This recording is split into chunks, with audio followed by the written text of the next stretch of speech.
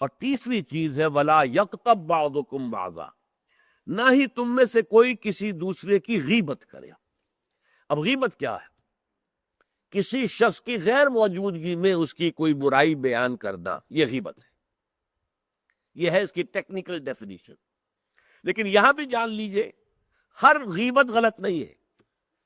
بس اوقات ایسا ہوتا ہے کہ آپ کا کوئی بھائی ہے، وہ کہیں رشتہ کرنا چاہ رہا ہے اور وہاں کے بارے میں آپ کے پاس کوئی معلومات ہے ایسی جو اس بیچارے کے علم میں نہیں ہے، اور آپ اسے بتاتے کہ بھائی وہاں یہ معاملہ ہے، ذرا سوچ لو، تو اس میں در حقیقت غیبت نہیں ہے، بلکہ یہ اپنے اس بھائی کو کسی برائی سے بچانے کی کوشش، اس میں اس کے ساتھ نصح اور خیر خواہی کا جذبہ ہے، نہ کہ ان کو بدنام کرنے کا جذبہ۔ اگر کوئی سبب ہے ہی نہیں اور آپ بیان کر رہے ہیں تو یہ غیبت ہے۔ لیکن اگر معاملہ اس طرح کا ہے تو ظاہر بات ہے اسی طریقے سے کوئی کسی قوم کے رہنما ہیں اور بڑی شخصیتیں ہیں، اب ان کے بارے میں یہ ہے کہ پبلک میں اگر آپ کو ان پر تنقید کرنی پڑے تو اس کے اندر بھی دیکھا جائے گا کہ وہاں اس کا ہونا ضروری نہیں ہے، وہ تنقید جو ہے آپ ملک اور قوم کی مصلحت میں کر رہے ہیں۔ تو گویا کہ اس طریقے سے غیبت کی ہر شکل جو ہے وہ حرام نہیں ہے۔ البتہ ایک خیال لوگوں کو بڑا غلط ہے، اور وہ میں ایک حدیث کے حوالے سے اس کا ازالہ کر دینا چاہتا ہوں۔ یہ حضور سے سوال کیا گیا کہ پوچھا گیا کہ غیبت کیا ہے۔ یہ حدیث ہے، مسلم شریف میں بھی ہے، ابو داؤد میں بھی ہے، ترمذی میں ہے، نسائی میں ہے، یہ حضرت ابو ہریرہ رضی اللہ تعالی عنہ سے۔ اور امام مالک نے ایسی ایک حدیث جو ہے موطا میں مطلب بن عبداللہ سے جو ہے روایت کی ہے۔ حضور سے پوچھا گیا کہ غیبت کیا ہے، آپ نے فرمایا ذکرو کا اخاک بما یکرہ، تمہارا اپنے بھائی کا تذکرہ کرنا کسی ایسے اعتبار سے جو اسے ناپسند ہو۔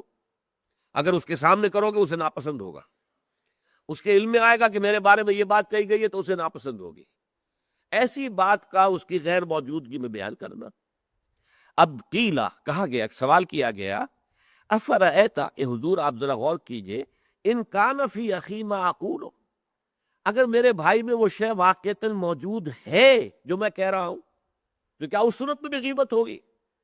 قالا، فرمایا حضور نے، غور سے سنیے، ان کان فیہ ما تقول فقد اغتبت ہو، اگر تو اس میں وہ برائی ہے جو تم کہہ رہے تو تم نے غیبت کی، وَإِن لَمْ يَكُنْ فِيهِ، اور اگر نہیں ہے اس میں وہ شے اور تم پھر بھی کہہ رہے ہو ما تقول فقد بہتہ، تو تم نے اس پر بہتان لگایا ہے، یہ تو دوہرا جرم ہو گیا۔ اس میں کوئی خرابی نہیں ہے، برائی نہیں ہے اور آپ بیان کر رہے ہیں تو یہ تو بہتان ہے۔ البتہ کسی میں کوئی برائی ہے، خرابی ہے، نقص ہے، تو یہ در حقیقت جو ہے آپ کا اس کی غیر موجودگی میں بیان کرنا، یہ غیبت ہے۔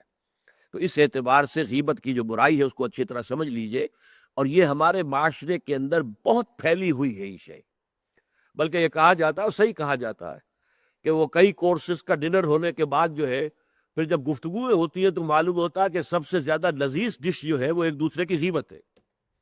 اور ہوتا کیا ہے، شادی کا کہیں پر مجمع لگا ہوا ہے اور جو ہے وہ ابھی بارات نہیں آئی ہے یا کوئی اور مسئلہ ہے، بیٹھے ہوئے ہیں، تو جب 3 آدمی بیٹھے ہوں گے تو کسی اور کی غیبت کریں گے، اور جب ان میں سے ایک اٹھ کے چلا جائے گا تو اب یہ دونوں اس کی غیبت کریں گے۔